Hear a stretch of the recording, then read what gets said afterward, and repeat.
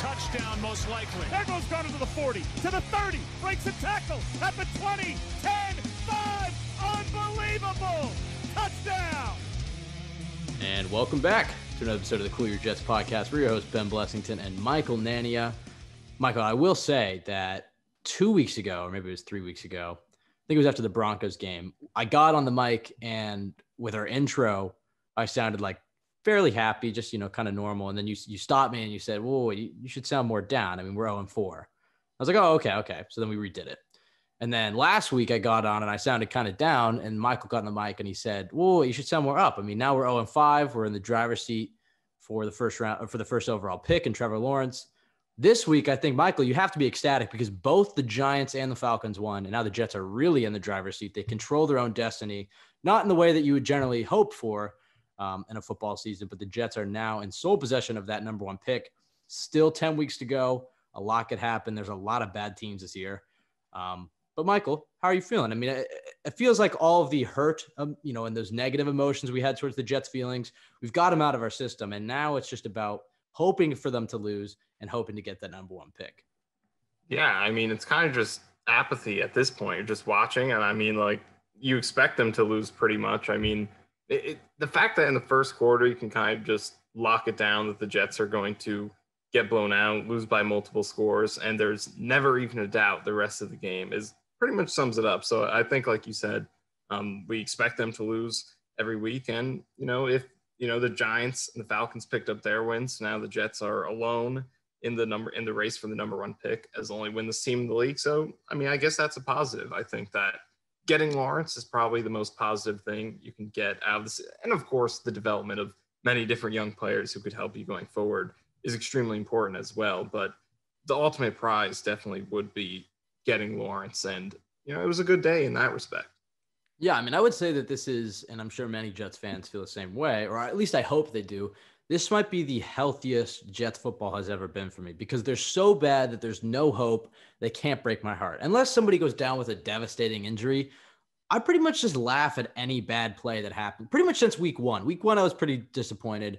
But since week two, every single bad play, I just laugh at how incompetent the coaching is in this team and obviously the talent and just how bad of a football team they are. So I would say this is actually healthier than in seasons past where they find a way to, like 2018, where they weren't a good team. But you have to remember they did start 3-3, and even when they lost the Vikings, they're 3-4. There was still hope that they could kind of turn it around, at least in the middle part of that season. This year's Jets, I mean, they've just been so bad from the start that there's no hope and thus no pain. Before we hop into the podcast, we have a little bit of a mailbag. Michael and I will talk about the game against the Dolphins. We are now officially sellouts. We do have a sponsorship now, Michael. And I would say that I'm pretty excited to have an opportunity to work with the brand. The brand is Manscaped. You may have heard of them in the news as Ian Rappaport did get suspended for promoting them on his socials. I don't think Jets X Factor will suspend us, Michael. So I think we can make this ad. But 20% off and free shipping if you use the code CoolYourJets at manscaped.com. You can look them up. But good brand, great people, and we are now officially sellouts here at Cool Your Jets.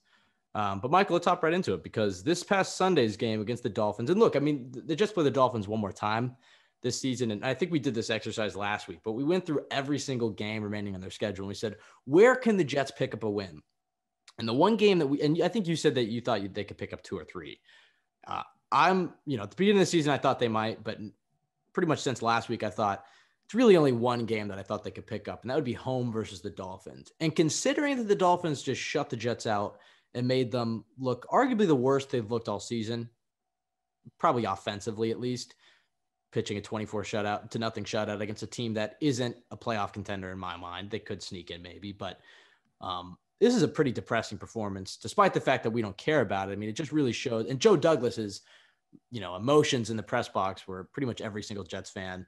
I love that they kept cutting to him. I hope they do that throughout the season. But I think it's pretty much a foregone conclusion that Adam Gase is gone. So, Michael, before we hop into the mailbag, let's talk about this because I think this is the biggest topic around the Jets, and that's the discussion about firing Adam Gase. And 2 weeks ago, me and you were very on board with getting rid of Adam Gase, just getting him out of here, being able to watch Sam develop under a different coach. But we've waffled, I would say, a little bit, because now we're at this point where we're 0-6. We've already sat through this. This is a lost season. There's no chance that the Jets could fire him and turn it around and go 9-7 and sneak into the playoffs. There's really not much of a chance. They could fire him and Jim Bob Cooter could take over and Darnold could have a solid second half of the season. But me and you both agree that the best case scenario for this Jets team is to get the number 1 overall pick. Me and you both agree that they would take Lawrence and trade Darnold for a second or third. But even if you're not there yet, you'd have to acknowledge that getting the number 1 pick, and whether that's taking Lawrence or trading it for a ransom and building around Darnold, is the best and pretty much the only way that this season was in any sorts worth it to watch Jets games this season.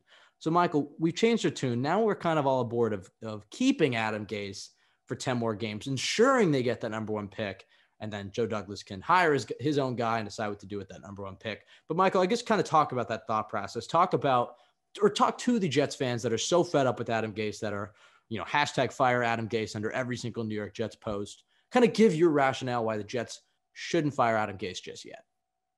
I mean, from a Jets perspective, there's no reason they shouldn't fire him. He should have been fired a long time ago.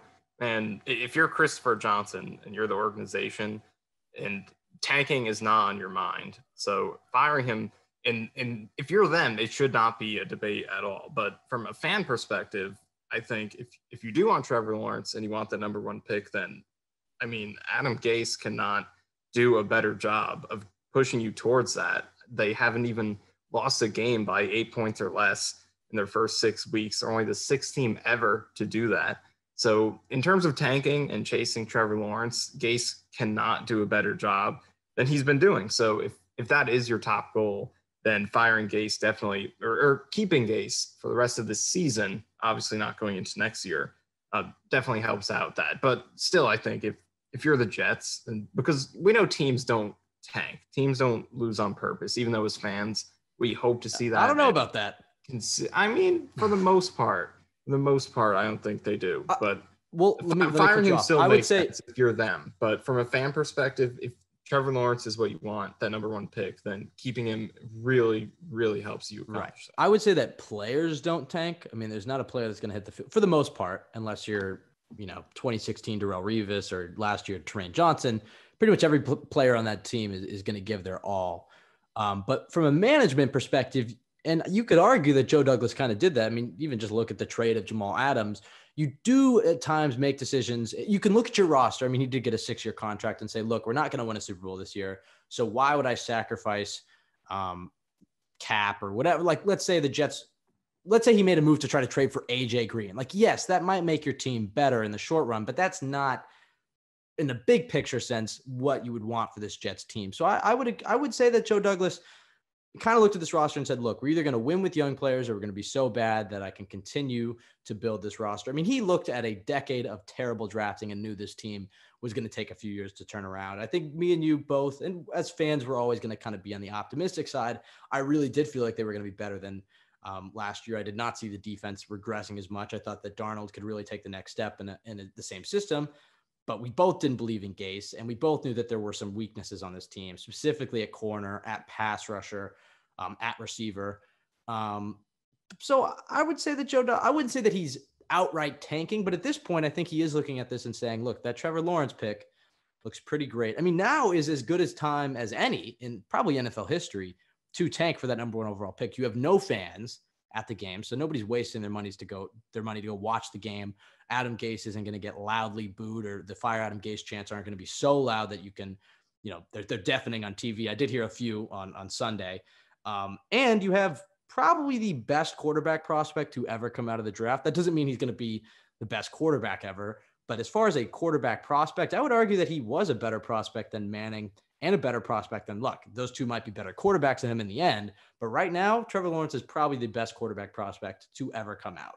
Yeah, I think you're right. And Lawrence is definitely up there as one of the better prospects we've ever seen. And you can debate with him against Luck and Peyton Manning, but just the fact that he's in the conversation with those guys is what makes him worthy of being a quarterback that you would want to tank for. And I think the Jets in this position, they just have so little going for them. They do have their share of young pieces. There are, quite a few players to be excited about for the future, as bad as they are. But So they're not a completely barren roster, but at the same time, they are in a really low spot, and there's nothing that can pull you out of that quicker than a franchise quarterback prospect. And of course, you thought you had that in Sam Darnold, and he absolutely could have been that. I thought this was going to be a breakout year for him, but just the team did a terrible job of supporting him with talent the first 2 years. They picked the absolute worst coach they could have picked to support him, and now he's damaged goods right now. He's really been broken down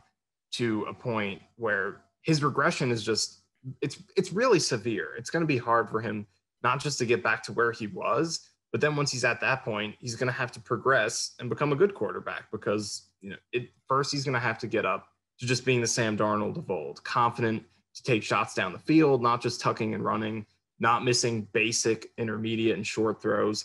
And then once he does that, then he has to get back to where he was last year, improving his deep accuracy, improving his field vision so he can take that leap from being a really talented guy physically to a really smart, intelligent, all-around elite quarterback. So he's really regressed, and it's going to take a lot, really good coaching and just very solid work to bring him back up. So he could still figure it out, and I'm sure he will find somewhere in the league where he'll become at least a decent starting quarterback. But if you're the Jets and you have the choice between winning a couple, if you can map it out as a fan, you have the choice between Darnold shows a little bit of progress, wins a few meaningless games, and then you're stuck picking fifth or sixth or whatever. Between that and just getting Trevor Lawrence, having an elite prospect to pair with a new coach who is probably going to be one of the best coaching candidates because it will be very attractive if you get Trevor Lawrence and get those guys on the same timeline. You don't have to worry about it's a first-year coach with a fourth-year quarterback. You get Lawrence's whole rookie contract instead of Darnold's upcoming situation. If you can map it out as a Jets fan, Trevor Lawrence is part of the quickest road to a Super Bowl from this point. So it's really a shame it didn't work out with Darnold, and it's mostly not his fault. Obviously, it's partially on him because it's his own performance, but it's mostly on the Jets for not supporting him. So it is a real shame. But at this point in time, getting that number one pick is part of the quickest road back to success, I think. Right. And I think we've been having these discussions about Trevor Lawrence probably since week 3, and we have 10 more weeks of it, but you hit pretty much every single point. The biggest one that doesn't get talked, it gets talked about a little bit, but is the head coaching part, because right now the Jets are viewed as a dumpster fire by literally every single person in the NFL. And if Darnold goes and wins 2 or 3 games, that's not going to change the perception that the Johnsons are terrible owners, because they are terrible owners. It's not going to change the perception that it's impossible to win in New York, because the 3-13 season is still an awful season. But if you go and get the best quarterback prospect of all time, or at least you're staring at him with the number one pick, if I'm Eric Bieniemy, or if I'm Arthur Smith, or if I'm Brian Dable, or whoever, I would say, you know what? Atlanta's attractive, Houston's attractive, but I'd put New York in that upper ring as well, just because you're in the league's largest market and you have this once-in-a-generation prospect, more so the once-in-a-generation prospect part. And when we talk about Darnold, I think I might be a little bit higher on him than you are, because I do think he'll figure it out. I think that he will go to Chicago or San Francisco or Pittsburgh, whatever, and figure it out. But you're banking on that. And are you willing to bet that Darnold is in year 4 with the 5th-year option, with a much more expensive contract, with a bad team that's not going to win on his rookie deal? You're going to have to attract a new head coach. There's a lot of different factors, is going to turn it around. Or you're going to bet on this once-in-a-generation quarterback prospect. And the thing with Darnold is, I think after year 1, maybe even after last year, I think me and you both thought that he could hit, more so after year 1, that he could hit that Aaron Rodgers, Patrick Mahomes, Deshaun Watson echelon of quarterbacks. I'm not saying he was going to be as good as those, but I think me and you both thought this is a guy that could be a top 5 quarterback in this league. That was at least what he was billed as coming out of USC, is that he has a super high ceiling. I think at this point, I don't think he's a bust. I don't think he's going to be bad. I think he's not the problem with the team. But I think right now, I think he's probably more of a Matt Stafford type of quarterback in the best case scenario. There's still a chance that he's a Marcus Mariota or a Jameis Winston, but I think he'll go to a different team, and I think he'll probably be a long-term starter for them. But when you look at the ways that you win a Super Bowl in today's NFL, there's really 2 ways.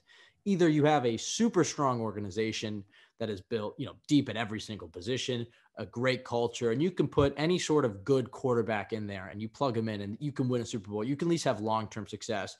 Or you need a Patrick Mahomes, you need a Russell Wilson, you need an Aaron Rodgers. You need that upper echelon of quarterback. And I think I'm willing to say that I think Darnold is going to be a good quarterback in this league, but I'm not willing to say that he's going to be a top 5 quarterback. I feel a lot more optimistic that Lawrence will be that guy. And because I'm not confident in the Jets at this point, I mean, it might take 6 or 7 years before they're at the point where they have a deep roster with a great culture and one of those top tier organizations. They're a long ways away from that. The best chance for them to win a Super Bowl this decade is with a top tier generational quarterback prospect like Trevor Lawrence. And the other thing that I think, and Michael, maybe me and you can talk about this before we hop in the mailbag. There's a lot of talk about, well, Trevor Lawrence should stay. If the Jets get the number 1 pick, he should spurn them like Peyton Manning did, or he should pull an Eli Manning and either stay at Clemson for his senior season or just tell New York he's not going to play for them, that they should trade the pick. And I think this is a dumb argument. And I think part of it's just the media wants to perpetuate this kind of same old Jets laughing stock, cursed franchise. And I think Jets fans in general are just scarred because of Peyton Manning and because of that would be so Jets to be in the position to land the number 1 quarterback prospect ever. And he would, leave them at the altar. And yeah, I mean, I definitely have those anxieties as well, but I would say there's probably a 5% chance he does that. And Michael, let's break down some of the reasons. First of all, you already said that he's planning to come out and he graduates in December. So if he's staying, he's not like he's, waiting to get his college degree like Andrew Luck did at Stanford. He really is done with college, and he's been planning, you could argue since high school, that this is the year 2020 was going to be his last season in college. And going into the season, Jacksonville was the team, and they still could be the team, the perennial team to get Trevor Lawrence. And you're telling me that Jacksonville is this amazing safe haven that's much better than the New York Jets? If Trevor Lawrence, and I told Michael that I might have to write an article about this, so keep an eye out for this week. But if Trevor Lawrence goes to the league's biggest market and arguably one of the league's biggest cursed teams in the New York Jets, and he wins, let's put it this way. If you win in New York, you're a king. You're a king of New York. But if you win with the New York Jets, you're a god. I mean, there's no other team in the NFL that worships a former player like the Jets do with Namath.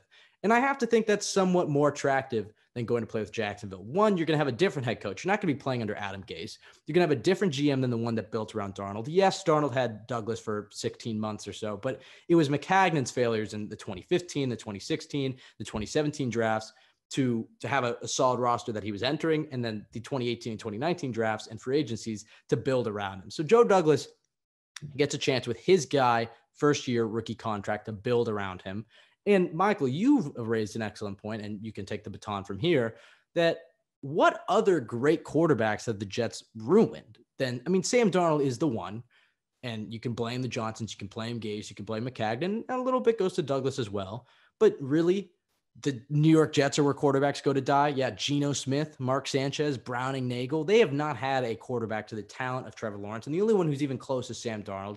And while that didn't go well, the guys who are going to be building around him outside of the Johnsons, and you could argue it might even be a different owner if Woody comes back, are going to be completely different than the guys who would theoretically be building around Trevor Lawrence. Yeah, there are a lot of narratives surrounding Lawrence and the Jets that make no sense whatsoever and are just based around people making fun of the Jets because they think it's funny for some reason, but they make no sense whatsoever. So the first one is this notion that the Jets are going to ruin Trevor Lawrence and that it would be this big tragedy if he gets to go there. Well, if you are the number 1 pick in the draft, you are going to the worst team in the NFL. That's how it works, unless the team trades for it, of course. But if a team does trade for it, that team is probably bad also. But if you're the number 1 prospect in the league, you're going to a bad team. And if he declared next year and skip this year or whatever, he's still going to a bad team, whether it's Jacksonville, whoever it is, it's going to be an awful team. That's what happens when you're the number 1 prospect. So it's not like there's another situation that would be so much better than the Jets. So, and the other one is one that you brought up, the fact that the Jets are this franchise that just curses quarterbacks. It makes no sense. Yes, they did ruin Darnold, but that's on Adam Gase and Mike Maccagnan, who neither of whom are going to be here next year. Hopefully Adam Gase isn't here, but at least we know Maccagnan isn't, but 99% chance Gase isn't here. So that's on those two guys. I would say that's 100. not on the franchise. Yeah. You saw Joe Douglas's face during that game. He's gone. Hopefully 100. But that's on those two guys. That's not the franchise. You go back to the last quarterback they picked in the first round, Mark Sanchez. best offensive line in the league, best run game in the league, best defense in the league, solid wide receivers, could have done better there, but still very solid. Good tight end in Dustin Keller.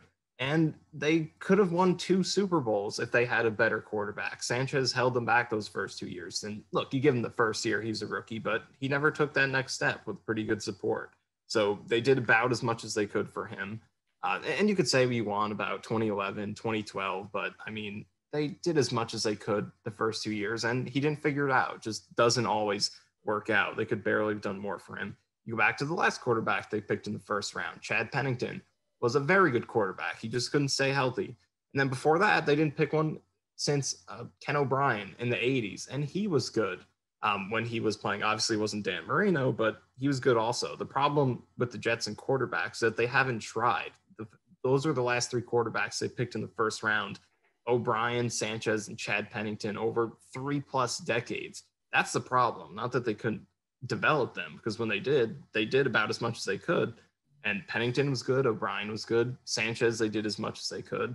So the fact that this notion that the Jets ruined quarterbacks makes no sense. You can go to Geno Smith. I mean, he wasn't going to be good anywhere else. He hasn't even started anywhere else. He got 1 start with the Giants, and he was so bad they took him right out, and he hasn't started anywhere else since. Christian Hackenberg, everyone knew that was going to be a bust. So again, that's on McCagnon, not the Jets as a franchise. So the Jets ruining quarterbacks, it's not something they do. Right. And they've never had someone even close to as good as Trevor Lawrence. Or Darnold probably is close, maybe a tier or 2 lower. And again, but that's not on the Jets. It was Gase and McCagnon. So hopefully they do hire better, and Douglas is a better GM. The coach they get is better than these guys, and it will be hard to be worse. But the Jets as a franchise are not a curse for quarterbacks. There's no evidence of that at all. Right. I would say that the Jets franchise is generally cursed when it comes to winning, but when it comes to developing quarterbacks, I mean, you're 100,000% right. I mean, it's just a stupid narrative that I think, look, I mean, the Jets are certainly a laughing stock, and I'm sure that Trevor Lawrence would rather go to the Giants or would rather go to Atlanta. But it's like he knew going into this, he was supposed to go to the Jacksonville Jaguars and play for that dumpster fire of a team. I mean, the Jets are a dumpster fire, and probably equally as so as the Jaguars. But look at Joe Burrow in Cincinnati. He's went to a team that doesn't even have an indoor practice facility and an offensive line that makes the Jets 2019 offensive line look, outstanding compared to the way that he's been getting hit the first 6 weeks of the season. But Lawrence is going to come in and play behind a franchise left tackle, an improving offensive line, one that would be even better than it was last year because the GM believes so much in that offensive line. There's, it's a dumb narrative. I get why people will talk about it, but let's be honest. If this were, the Detroit Lions as the number 1 team, or the, 0-6, the only win this team in the driver's seat for him, these articles would not be getting written. But the same thing would be true. Yes, any team that you're going to go to as the number 1 overall pick is going to be bad. I really can't recall a single good team finishing with the number 1 pick. You could say the Colts. When was the last time you said, "Oh, that guy getting picked number 1 is going to such a great situation"? Baker Mayfield in Cleveland. That's right. Just a fantastic roster. You could say the Colts, I guess, when in 2011 when Peyton was out, but then still Luck came back, and that was a team that I think they went 1-15 with Curtis Painter, but that team was clearly over the hill from their Super Bowl runs. And, Luck was behind a terrible offensive line for years after that. He wasn't surrounded well. It's part of the reason he retired early. But, yeah, I just think that narrative is dumb. Trevor Lawrence's stock is never going to be higher. I would imagine even if he went back next year, he'd most likely be the number 1 pick again. But you never know. Maybe he blows out a knee. Maybe he doesn't play as well. He's a year old. And, yeah, that's a big part of it, too. There's pulling out when you are an obvious number 1 pick is one of, and look, if he does it, I'll definitely eat all of these words and cry with everyone else. But pulling out with a number 1 pick is one of the dumbest things that a prospect can do. If you're the guaranteed top pick, guaranteed to get the biggest contract of anyone in the class, and you're going to get it, to go back and risk injury, risk declining, and not that it would be likely for him, but injury is the biggest thing. To pull out of that when you're guaranteed it and risk injury is just an incredible risk to take. So it's just something that makes no sense at all. Go look at it, and look, I'm sure Peyton Manning is happy with his decision to wait a year and then get drafted by the Colts. But keep in mind, he was going to another dumpster fire in Indianapolis. I mean, his rookie year, he led the league in interceptions. It took him a while before he could even get to a Super Bowl. But think about this. If he had come out in 97 and played for Parcells, first of all, the Jets went to the AFC Championship in 98.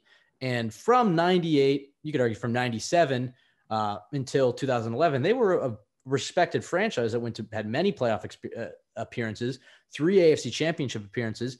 I would argue that Peyton Manning would have won a Super Bowl or 2 with the Jets. It would have worked out for him. And I don't mean to say anything. If he won a Super Bowl 2 in New York, he'd be a bigger star than Tom Brady. And, so you can't always, it's a straw man argument. You never know. I'm sure Peyton is happy with his decision, obviously. But I'm just saying, if he had come out for the Jets and he was the quarterback in 98, or he was the quarterback in 2010 or 2009 or 2006 or any of those other years with good Jets teams, I'm sure they would have won a Super Bowl, and I'm sure he would have been an even bigger star in the league's biggest market with a incredibly loyal fan base like the Jets have. But let's hop into some of these mailbag questions, Michael, because we have quite a few sad Jets fans. So rapid fire, we'll fly through these. Last week we took our time on them, but this week we'll try to keep it short. At Sammy D_season says, when will the pain end? I don't know. Next question. At Stewie Jets, will the Jets actually land Trevor Lawrence? Like, if you had to guess right now, yes or no, what would you say, Michael? I'm going to go yes. I think I actually wrote an article today, and I'm going to keep it quick. I did write an article today, JetX, looking at some of the history of teams that have started similarly to the Jets in terms of point differential and starting 0-6, things like that. And it's not a guarantee, but it is about 50-50. So I'll say on the optimistic side, I'll say yes. I think they will finish the job, but I do think whether Gase stays is a big part of that. If they fire him, I definitely think they are likely to get 2, maybe 3 more wins than they would without him, because that's just what teams have tended to do. But right, I'll lean yes right now. This is a really, really bad team. Right. I'll go back to the first question because I was kind of kidding. Obviously, we don't know. But I will say, if the Jets do get Lawrence and they can hire a competent head coach candidate like our guy Arthur Smith, I'd be the most confident in the Jets winning a Super Bowl than I've ever been. Not immediately, but I would say in the 2020s, the Jets could actually win a Super Bowl, especially with a guy like Lawrence and a competent head coaching candidate. So hopefully soon, Jack. As far as this, I agree. If they do get Lawrence and a good head coach with him, I would feel really good going into next. Yeah, I would obviously winning next year, but like that would feel like the start of something that could be probably the sustained success, especially with Douglas building around. I'd be very happy with the Jets' future. So hopefully next year. Hopefully this is. I mean, it definitely won't be, but hopefully this is the last terrible year for a while. Even if they don't make the playoffs next year, at least you could hope that they could win 7 or 8 games with the rookie quarterback and show a lot more progress. But going to this next question, talking about Trevor Lawrence, yeah, I mean there are a lot of bad teams this year. Me and you were kind of talking about this. I wonder if the COVID season kind of impacted this, where the good teams, they prepared, they were ready, and you can see it in the teams that are 5-1, 6-0, 4-2, whatever. And the bad teams, it just really hurt. I mean, because there's a huge discrepancy, and Michael, maybe you can look into the numbers on this, but I would argue this is probably the biggest discrepancy in bad versus good teams that we've ever seen. There's not much of a middle class this year. It's a lot of you're either really good or you're really bad this year. If you look at the top 10, they're all 1 wins, except for the Jets, who are 0 wins. I would say the only threats to the Jets are the Washington football team, the New York Giants, and the Jacksonville Jaguars. Maybe the Cincinnati Bengals, but they're not going to take Lawrence. But they are a threat, I guess, to get the number 1 pick. But I would say that I'm confident in Minshew and Burrow stealing, a game or 2 more. I'll say more so Burrow. I think Burrow can win 4. I think Minshew can steal 2 more games. So that's really the Washington football team and the Giants. And they both have relatively winnable games this year. And I think the other thing that helps them is that their division is so bad that they're all still alive. I mean, for the Jets, part of the reason you would keep Gase is because the hope is dead. I mean, if you fire a guy in the middle of the season and you change the energy, you don't really feel like an 0-6 team. You feel like a 0-0 team. And that can sometimes spark into a few upset wins. If you keep Gase, the locker room will tune him out. It's just a losing atmosphere, and they'll go on to maybe only win 1 more game. But if you're the Giants under a new head coach who's desperately trying to win, and same thing with Washington football team, in a division where I think the leader only has 1 win, I mean, you're all still alive. 2 wins right now with Dallas, but still pretty awful. But they're all alive, and Dallas just lost their starting quarterback. So the Eagles, who are having their worst season in forever, are probably the favorites to win it right now. So they're all still alive. So I think that helps the Jets as well. So I think there is, and kind of what you were saying, when you start so poorly, and not all the times, but there is a sense that it can only go up from here. A lot of the times the team that ends up with number one pick maybe does catch a game or two early and then just drops and their season just keeps snowballing. The Jets, the hope is that they only win one game. I would hope that they could really secure it with a winless season, just because, I mean, obviously I don't want to be in that 0-16 club, but their schedule is so hard that if they tie with really anybody, that strength of schedule will make them look like a better team and they'll get the higher pick, or I guess the lower pick, than any team around them. So really, I think the best thing for the Jets would be to hope that, Washington football team, the Giants, the Jaguars, the Falcons, I guess any of those teams could maybe get a 2-game lead on the Jets, hoping that those teams can pick up their second or maybe third games while we're heading into the last stretch of the season, because then I'd feel a hell of a lot better. At JWeb136 says, how would you expect the team to handle free agency in an effort to build around Trevor? Michael, I'll throw this one to you, because I think there are some questions. I mean, you saw Joe Douglas build around Sam this year. Granted, it was a different effort than it will be with Trevor on a rookie contract. But if you had to make a guess, I mean, how do you think the Jets could try to build around Trevor Lawrence in free agency? Yeah, I think there is an advantage if you do land at number one, to be able to know that far ahead of time, to go into free agency, knowing about the big decision you're going to make with that draft pick is definitely a big advantage to your approach. So I definitely do think they would be a lot more aggressive, and obviously they're in a favorable position cap wise. Part of that is the fact that they're so bad that they haven't had to re-sign anybody.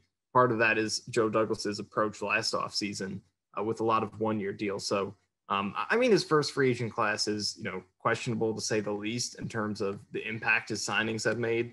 But I also think you should let him off the hook a decent amount, because it doesn't seem like that and not that you excuse him for not trying to win, but it doesn't seem like he was too aggressive to really trying to build a foundation.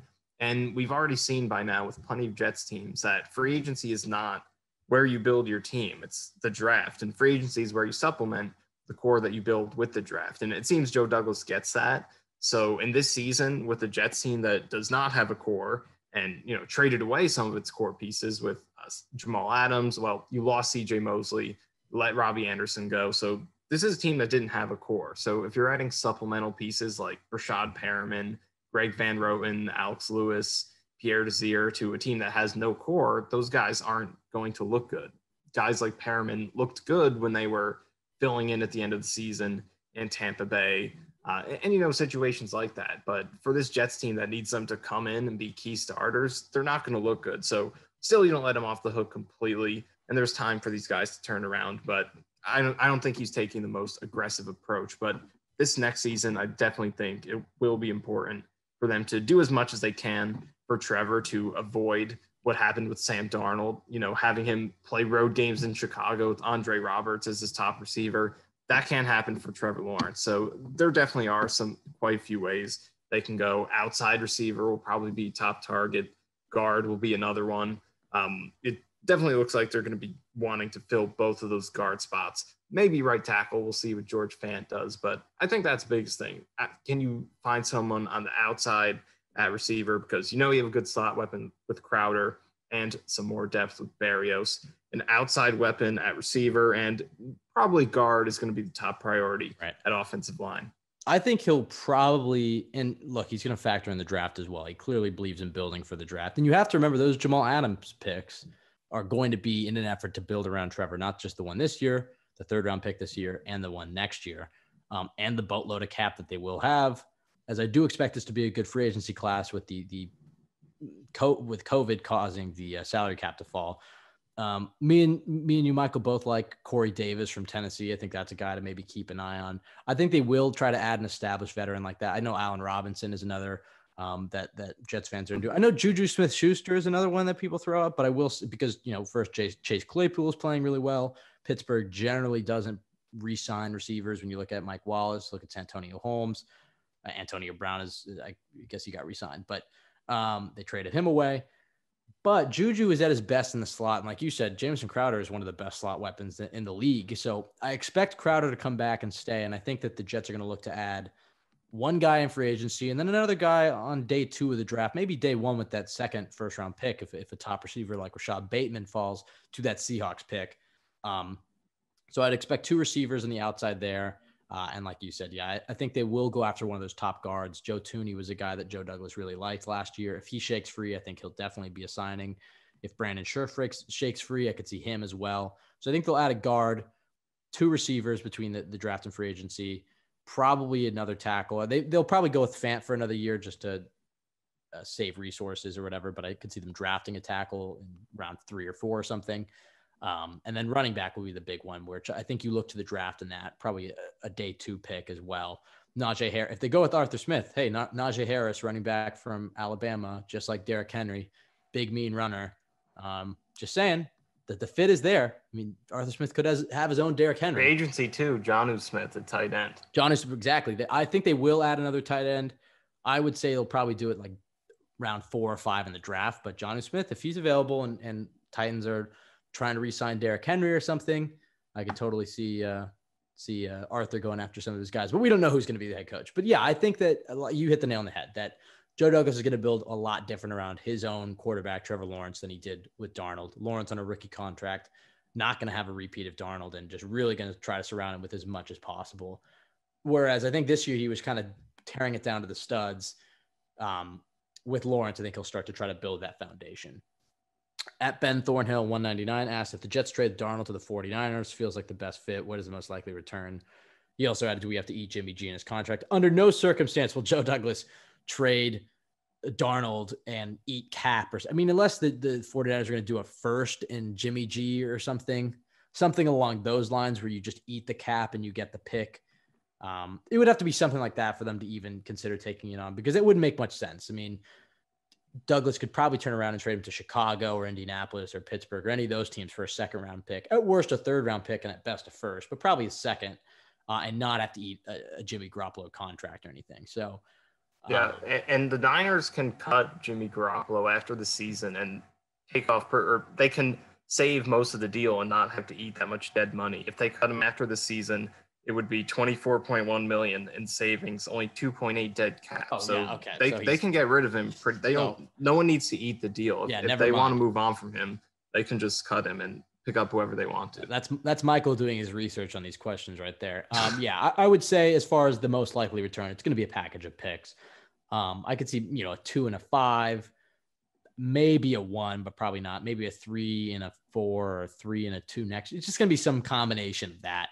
Of day 2, early day 3 picks for Darnold, which, those are all valuable. I mean, especially if you're going to get a guy like Trevor Lawrence. I mean, getting Lawrence and trading Darnold for a 2 and a 4 or something, that could really help this team. Those picks are valuable. When you just look at across the league, a lot of talent comes out in those day 2 and early day 3 picks.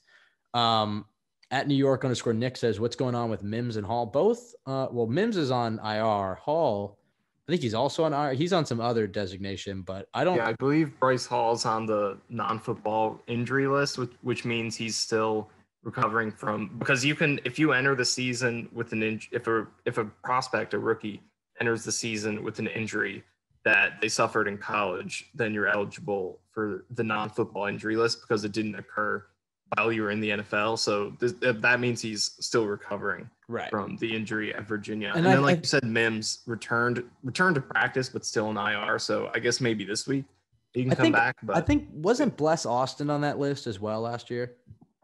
He was, I believe so. So I, never know. We don't. Sure. I have no idea about Hall. Maybe he could come back for a second half. I'd like that. I'd like to see what they have in him because he was a guy that many people had as a 2nd round pick or even a 3rd round pick, but because of the injury, he fell all the way to the Jets. So if he could come back, week 13 or something, we get 4 weeks of him and just kind of see where he is and say, okay, this is a guy that could contribute next year and compete for a starting spot.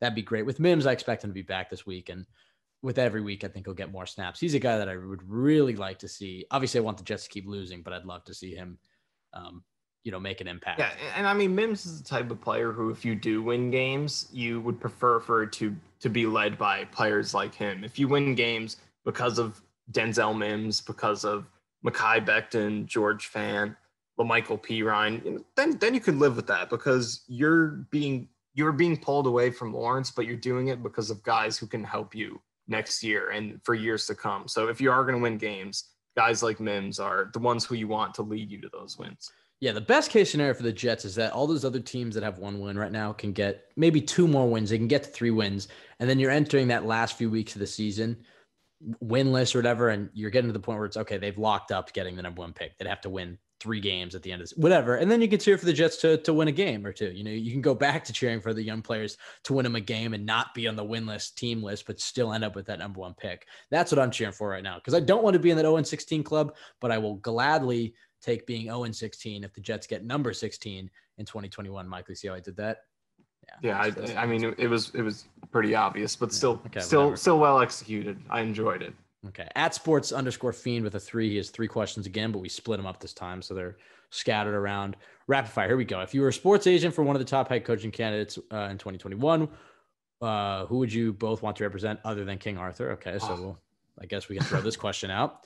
And what would be your sales pitch to get them the best deal for the New York Jets? Well, other than King Arthur, I would say I like Dable a lot. I mean, Bieniemy's up there as well. I'll go with Dable, just because I like that he was under Saban. I like that he was under Belichick. He's had a lot of experience. What would be my sales pitch to get them to the New York Jets? It's Trevor Lawrence. I mean, let's do it 2 ways, Michael. So this one's not going to be as rapid fire. Well, I think he said the sales pitch as the agent pitching them to the Jets.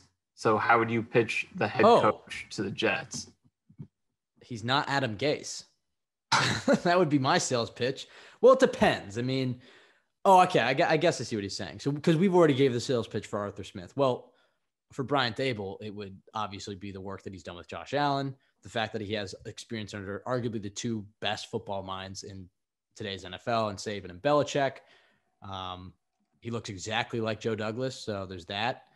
So that would be my sales pitch. But if it was the reverse way, what's my argument for the Jets? It would be Trevor Lawrence, and obviously on the fact that you get this guy on a rookie contract and you get to do whatever you want with him. And then we're trying to build a culture, and you look at, I like Joe Douglas's draft class a lot, despite the fact that none of them have played, blah, blah, blah. If they don't have Darnold, or if they don't have Lawrence and they have to roll with Darnold, it gets a little bit more tricky. But Michael, I guess you answer, pick a guy and pitch him to the Jets, and then maybe do vice versa if we don't have Lawrence. Yeah, so I'm going to go with Todd Monken. And I think there is a lot to like about his resume, because there are a few different kind of coaching candidates you see thrown around. There are the up-and-coming coordinators. There are the guys who are more hardened veteran head coaches who have been around, whether it's not that I would want them to hire these guys, but you see the big names like Jim Harbaugh, guys like that. So you see both sides of the spectrum, but Monken has a really good blend of a lot of different traits. He was the OC in Tampa Bay from 2016 to 18 and had them really producing, putting up big numbers. Even with, they did have wide receiver talent, but they had O-line struggles, never had much of a run game. Jameis Winston, obviously he wasn't the greatest quarterback of all time, but they put up really good offensive numbers under Todd Monken and really started setting some records over his last year there. So he has experience recently in the NFL as an offensive coordinator, putting up big numbers. So he has the hot coordinator stuff, but he also has head coach experience, Southern Miss from 2013 to 15, and he rebuilt that program. Now he's at Georgia. He's their offensive coordinator, doing some good things there. He's been an assistant both in college and the NFL. So he's also worked on both sides of the ball. So there's a lot to like with him. He has head coach experience. He's been a very productive coordinator in the NFL in recent years. He's in college right now, which is important, I think, because we see so many guys come from college, bring those principles over and apply those to the NFL. We're seeing it in Carolina and in just so many places where, college principles are coming up to the pros and they're making it easier for young guys to come in and adapt rather than forcing them to adapt to the NFL. The NFL is adapting to them. So the fact that Monken has been productive in the NFL recently as an offense coordinator and in college, and he has head coach experience, there's a lot to like with him. And, the one dark spot is the 2019 season with the Browns, which he was their OC. That only lasted 1 year, wasn't too successful, but I think I'm willing to blame that more on Freddie Kitchens than him because the rest of Monken's or Todd Monken, whichever one. But what Monken. I know, I'm making sales pitch for him. I don't know how to pronounce his name, but he has a great resume. And if they did go with Arthur Smith is my guy, but Monken might be number two. He's our guy. He's our guy. Yeah, I mean, he's an interesting candidate for sure. I mean, there's a lot of them, and we have a lot of time to dissect them. Your pitch was certainly a lot more in depth, so I'm sure that Joe Douglas would probably go with Monken over Dable there. But yeah, I mean, there's a lot of candidates to like here. I think, and I'll say this for the next question about this, but I think the biggest thing that Joe Douglas is going to be looking for is not necessarily a top coordinator, top offensive line. It's who can build that culture, who can be that CEO. But we'll talk about that in a later question. At Franklin Drebin, 2 B's right there, says, could this team go down as worst in history? Michael, what do you think? I mean, I think you compared him to some of the 0-16 teams. Yeah, I think there's definitely a realistic chance. I'm going to say no, just because for them to be the worst team ever is going to, it's going to take a lot. It's going to take 10 more games of exactly what we saw the first 6. If they can do that, they definitely can be, maybe, join the 0-16 club, maybe be the worst team of all time, which probably is owned by that Lions team. I think they are better, or the Browns were better than the 2017 Browns were better than that 08 Lions team. So they're definitely capable of it. I'm just not going to bet on it because most teams that do start like the Jets do, they get their winner or two somewhere down the line. So I'm going to bet no, but they're absolutely capable of it. Yeah, I'm sorry, Darren Orlovsky. I still think that 2007 Lions team is the worst. 2008. Sorry, my bad. 2008 Lions team was the worst in history. And I'd still say that the 2017 Browns are worse than. Actually, I think they could compete with the 2017 Browns a little bit, but I still think that Lions team is the worst. Would you rather the Jets win a Super Bowl with, or this is from @Bulls56 Mike. Would you rather the Jets win a Super Bowl with Sam or Trevor? It's a stupid question, but I feel like winning with Sam would make me feel better. It's like Trevor is a cheat code. I don't care who they win with. I mean, they could win with Michael, a quarterback. I mean, actually, that'd be pretty great. But that would be the best Super Bowl ever because I can't really throw a football, so that would be amazing. Can't throw a football? How far could you throw a football? it? Can I throw it at an NFL level? No. Can you throw? Okay. NFL-sized ball, can you throw it 15 yards? Yes. Okay, well then you're already just a skinny 20-year-old who does not have NFL talent. If they won a Super Bowl with me, it would be very impressive. But if you can throw it 15 yards, you're already as good as Drew Brees is right now. So if you're in the right system with the right personality, maybe you could. And definitely better than Christian Hackenberg. I don't care whoever. If the question is what do I think is more likely? Definitely Trevor. At Jets Discord, does prospective Jets head coach Arthur Smith benefit from having Derrick Henry as his running back to a point where we might need to question his reliance on a running back of his caliber to execute Smith's running scheme? Is his scheme running back independent? This is a great question. Look, I like Arthur Smith for a lot of the things that he does that aren't Derrick Henry. A lot of the designs that he runs, the play calling is smart. The pre-snap motion, a lot of the things that he does offensively. If Derrick Henry were to go down, that would be a good test to see. I do think that he needs a good running game, but as we've seen with San Francisco this year with Raheem Mostert, you don't necessarily need a good running game or running back to have a good. You don't have to. This is a clusterfuck of a sentence. You need to have a great running back to have a good running game. Is what I was trying to say. Joe Douglas firmly believes in that offensive line. If the Jets continue to invest in the offensive line, you can draft somebody with that second or third round pick, and you'll, for the most part, have a good running game. So I think if Smith has a running game, I think his system will work. I don't think it's as reliant on Derrick Henry as a player as much as it is reliant on building off that running game that he has, and that's what opens up a lot of the things downfield. But he doesn't need Derrick Henry ripping off 94-yard runs, right, rushing for 200 yards. Sure, that's nice. But if he can get, a solid 100, 150 yards on the ground, running back by committee, I think his offense will be just as good in New York. Michael? Yeah, I agree with you. He definitely is run game dependent. That's what he builds his offense around, to set up the play action game and specifically, outside zone runs, getting his offensive line on the move, moving laterally, creating movement and motion to be unpredictable. To keep the defense on its toes. So he does rely on the run game, but is Derrick Henry carrying Arthur Smith? I don't think so. And Derrick Henry's fantastic. Definitely probably the best rusher at running back in the league. Obviously, he doesn't bring much as a receiver, but pure running, he might be the best. If not, he's top 3 to 5.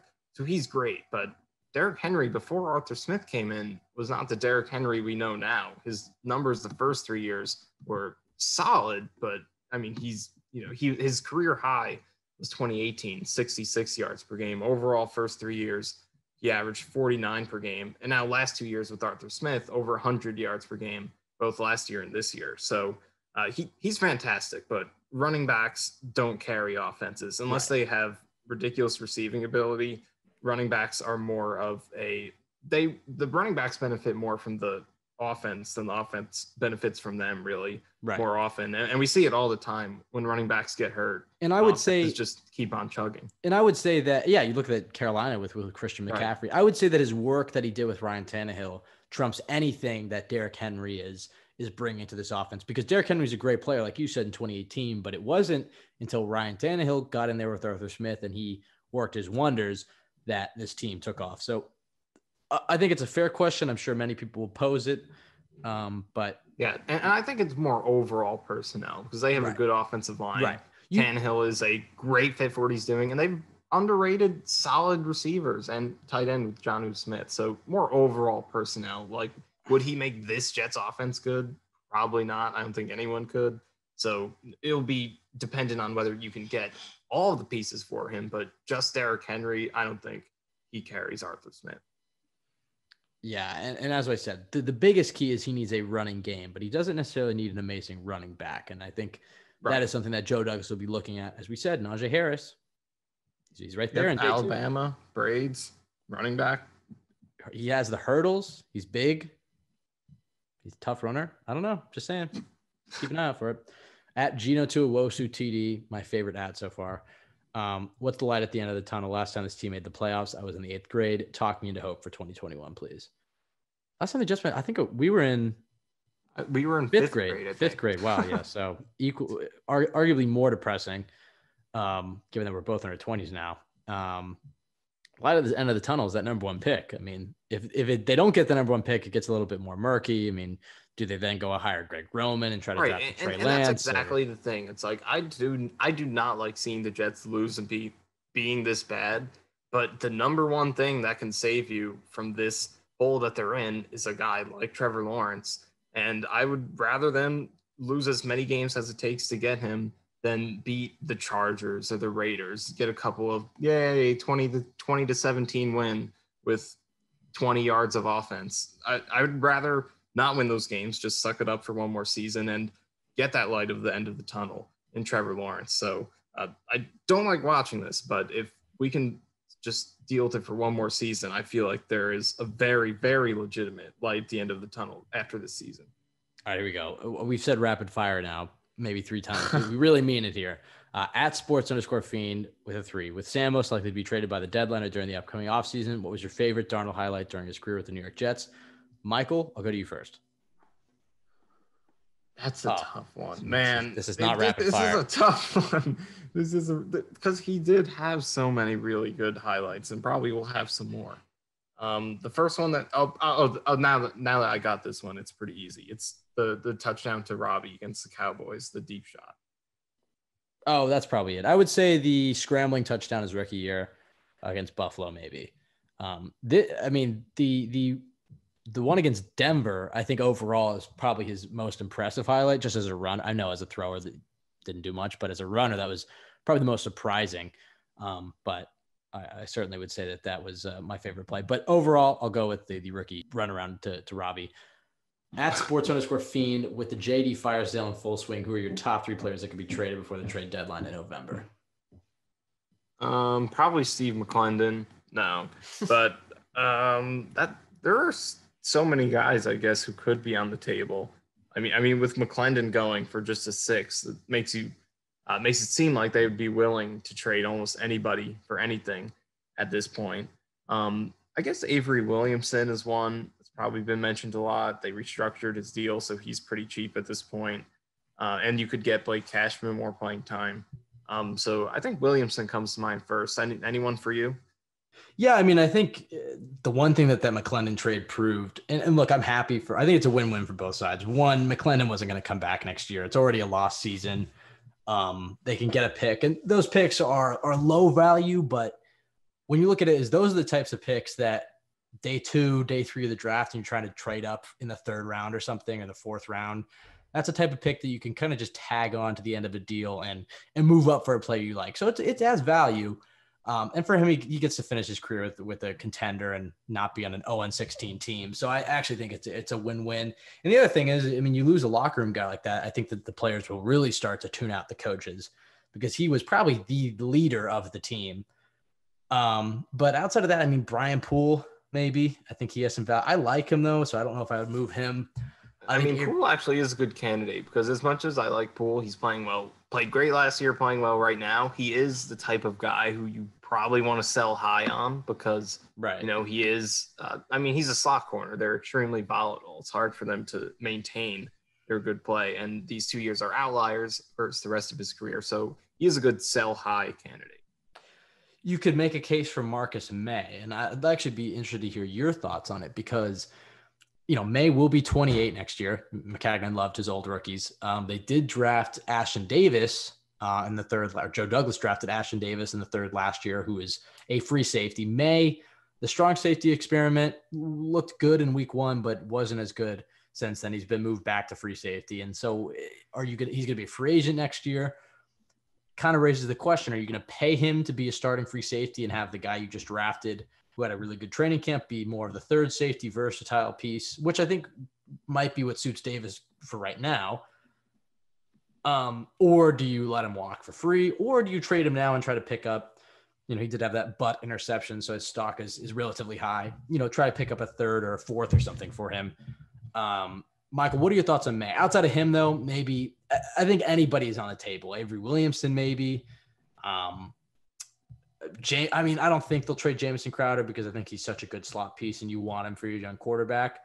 But he's probably the only other Jet with value. But I would say anybody outside of Darnold, and Darnold is only because if you somehow win a few games with Joe Flacco or Mike White or James Morgan, and you're not picking one, and then you're not getting Trevor Lawrence, you've kind of screwed yourself. So I think Sam Darnold is probably the only player on this team, and Mekhi Becton. Any of the rookies, Sam Darnold, are probably the only guys who are untouchable. Even Quinnen Williams, I could see if Joe Douglas gets the offer that he got last year, I think Quinnen could be on the move. But yeah, and I guess a lot of it can come down to the defensive coordinator that they hire next season. You could even hold on to him and wait and see what kind of scheme he wants to run. Maybe if they run a cover 2 heavy scheme, you could have May and Davis both playing deep next to each other. But it is really interesting, because both of these guys are better fits as deep safeties, that more so than in the box. Right. So, and because Marcus May wasn't drafted by Joe Douglas, Douglas probably is more inclined to trade him. But I do think May is one of the few good pieces you have in this team. He's not necessarily young. He's going to be 28 next season, as you said, but he is, he's in his prime, and he doesn't have a ton of mileage on him. And, again, he's just plainly one of your only good players, as long as he's in that free safety role. So I lean towards wanting to keep him, but I could see why they would want to trade him. But if they are going to trade him, they really have to feel good about Ashton Davis filling his shoes, because he's a good free safety, and good players are hard to find. Jets fans know that. So I would prefer for them to keep him, but I could definitely see them trading him because of the uncertainty with scheme fit and the fact that he's not a Douglas guy. Right. And the other thing to remember is that it's not Madden or fantasy football. There's a chance that Joe Douglas could want to keep Marcus May when it comes to March and free agency. But Marcus says, look, he traded my best friend of the team. I've been here for 4 years, and it's been 5 years at this point. No, it's been 4 years, and it's been an absolute dumpster fire since I've been here. I don't think we're getting any better. There's a chance that Marcus May says, look, I want to go take my talents to Tampa Bay or Seattle or Green. Not that any of those teams need it. Green Bay, just a winning team. And I want to experience winning in the league, because you're right. I am 28. This is probably the last big contract I'm going to get. I don't think Douglas, as we saw from last year, and considering he drafted Davis, is going to shell out a big contract. So I will say it right now. I do think Marcus May is going to be traded. I think Joe Douglas is interested in losing the rest of the games, getting the number 1 pick for all the reasons we just mentioned. I think if he can get a 3rd for him, he will absolutely do it, which is solid value for a second round safety. I mean, I don't want to get rid of him in the sense that he's one of our few good players. He still is in his prime. And depending on the defensive coordinator, you could keep both of them. But I'm going to go on a limb here and say that he gets traded. Outside of him, maybe another small trade. But I would say I think May is the only other one that I could really see happening. At sports_fiend, his last question: can we please stop calling Adam Gase an offensive guru at this point? Why does he have a 37-year-old Frank Gore taking more carries than the rookie running back Michael Perine when we all know Gore is gone after the season? Beats me. I don't think we even have to spend any time on this question. If we knew, maybe we would like him a little bit more, but clearly he doesn't really have the answers. I think he's just comfortable with Gore, and Perine dropped that ball and his confidence was shaken a little bit, but absolutely, after saying all week and the fact that Perine's a draft pick and Gore's not going to be here, Perine should totally be getting the majority of the carries. And Michael, you even pointed out that his protection was actually very good. That he didn't allow a single pressure. Yeah, and there was that play with Flacco taking the sack that Perine allowed the pressure that made it happen, but I really don't think that was his fault. Flacco just drifted straight into it. If Flacco stepped up, it wouldn't have looked like pressure at all. So it wasn't the greatest play by Perine, but I think that one was on Flacco. But like you said, overall in protection, he was very good in this game for the most part. Yeah, and finally, and just one more thing on Perine. I really do like Perine. I don't think he's going to be the starter next year unless he really has an absolute baller. Last 10 games of the season. I still think he's going to be paired with a rookie running back next year, but I do like him. I think he's a solid third and down running back, and I'm sure that Douglas, at some point, if he's going to keep Gase, is going to start to push, Ashton Davis to get more reps, Michael Perine to get more reps, Cameron Clark to get more reps. I think he's going to start to push to see his draft class in action over these next 10 games. If Gase is going to stay, even regardless if Gase is fired, I think that's something to keep an eye out for is the rookies start to get more and more action. Our last question from @_Westoff_. Joe Douglas's short list for head coach, or at least some reasoned guesses. And Michael, we've talked about this head coaching question a lot. We're going to keep talking about it for the next 10 weeks. Let's talk about some out-of-the-box candidates. Are there any outside of the Arthur Smiths, Eric Bieniemy, Brian Daboll's candidates that you think that could be Joe Douglas's guy? And what I was going to say earlier is you have to remember his mentor is Ozzie Newsome. And Ozzie Newsome went out of the box with that John Harbaugh hire in 2008. And it turned out to be a home run, with Harbaugh. So I think, and Joe Douglas has talked about it since the beginning, he wants to build the best culture in sports. So more so than finding a good offensive coordinator or a good defensive coordinator, it's going to be about who can be the CEO for this team, who can build the culture like a John Harbaugh did. That is going to be the number one most important thing for him, because regardless of what you bring to the table as a head coach, all the good head coaches, they have the ability to have your players buy in. And I think that's Joe Douglas knows, and that's going to be the number one thing. So while we all want Arthur Smith, and I think Arthur Smith can do that, it wouldn't surprise me if he goes out of the box here, maybe a special teams coach or a defensive coordinator or whatnot. So Michael, or an offensive coordinator we're not talking about. So Michael, who are maybe some of the out of the box candidates? And this is also important to remember: if the Jets don't get Trevor Lawrence, if they win a few games, they're going to have to go out of the box. They're going to have to hire somebody who's not in that, upper echelon of head coaching candidates, which a lot of times does work out for a team. So Michael, who are some of the out of the box head coaching candidates for Joe Douglas, since we've already talked about a lot of the people we think will be interviewed for the job? Yeah, I think one guy who actually, has been discussed a little bit, I think among Jets fans, maybe Matt Campbell from Iowa State is, you talked about culture being important, and Campbell does offer a lot from an offensive play calling standpoint, but he's also been a head coach now in his 5th year with Iowa State. So it definitely does, to be able to get a guy who has head coaching experience, even if it's in college, is definitely important. And it's an advantage that a lot of the coordinators don't bring to the table. That is for a team like the Jets that, as you said, are looking for someone who can really turn around, not just develop a quarterback, but to turn this entire team around. That is important. So I think Campbell is someone to keep an eye on. Yeah, I think, and the guy you went with earlier, Monken, is probably considered out of the box, considering he's the offense coordinator at Georgia right now. I've been looking through a lot of the potential head coaching candidates lists and just trying to find some of these out of the box candidates.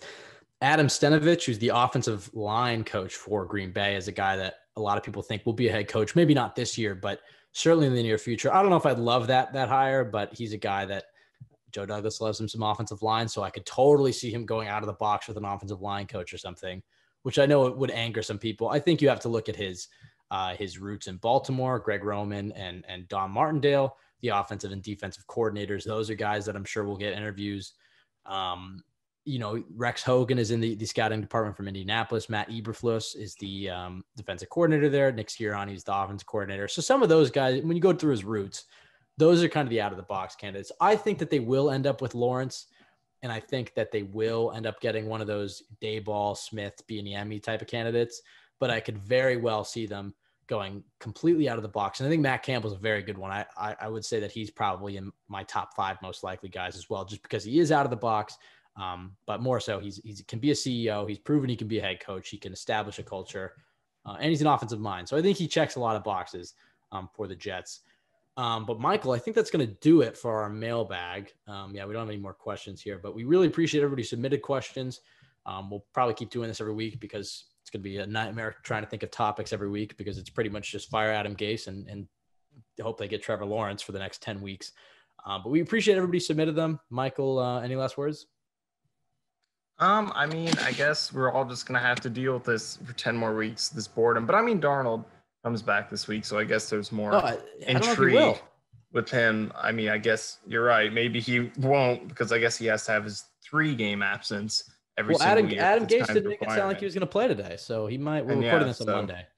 I guess when he does come back, it's still going to be weird because a lot of us aren't even. Not that we're not rooting for him, but we want to see them get. We're talking about Lawrence like we've already moved on from him, so right.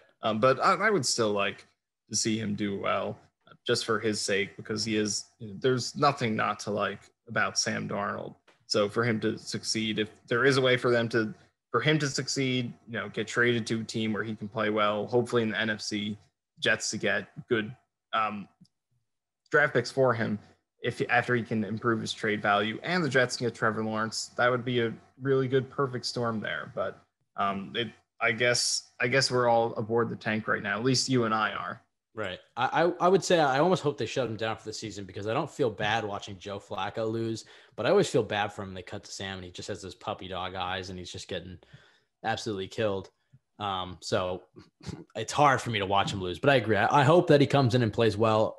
The big picture in me, fan in me is hoping that they lose every game, but I still am cheering for Darnold on a personal level. Michael, 1 year ago today, actually recording this on Monday, I was driving down to the Jets-Patriots game and witnessed probably the worst game the Jets have played this decade. And who would have thought that a year later it's even worse than that night? So, and when you were in the process of doing that, things were very optimistic. Right. I thought that's the only reason I was going. They just beat Dallas. I was like, it's going to be Monday Night Football. I could see Darnold. That's probably the peak of Sam Darnold's the hope surrounding him. Yeah, they were calling him later. They were calling him about Flick. Next year's quarterbacks. Do you remember that? Demaryius Thomas was calling him Flick. You remember that? That was his nickname for about 6 hours. But yeah. So who would have thought things could get worse? But there is a light at the end of the tunnel, and it's number 16. If not, it's a lot, it's a lot dimmer. But there is still hope. Once Adam Gase is out of here, at least that would be the biggest piece of hope is getting rid of Adam Gase. But you can follow us at CYJ Pod on Twitter. You can follow Michael at Michael_Nania. You can follow myself at Ben W. Blessington. You can find us at JetsXFactor.com, the best place to go for Jets content. You can listen to us on iTunes, Spotify. You go to manscaped.com, get yourself a ball trimmer. If your nether regions are looking like Adam Gase's beard 4 weeks ago, you can clean it up. Use code COOLYOURJETS, free shipping, 20% off. Michael, I think that's going to do it. So, we'll wrap it up. And as I said at the beginning, don't let this Jets. I said at the beginning of the season, don't let the Jets ruin your life. Right now, this is healthy Jets viewership. It's just like watching a comedy show for an hour. Looks left under pressure. Bullets one over the middle. And he's got Crowder at the 10. Cuts it back at the 5. Goal line. That's over the middle in the air. Picked off. Brian Poole to the end zone. Touchdown. The punter to beat, and the punter brings him down. Braden Mann saved a touchdown most likely. There goes Gunner to the 40, to the 30, breaks a tackle at the 20, 10, 5, unbelievable! Touchdown!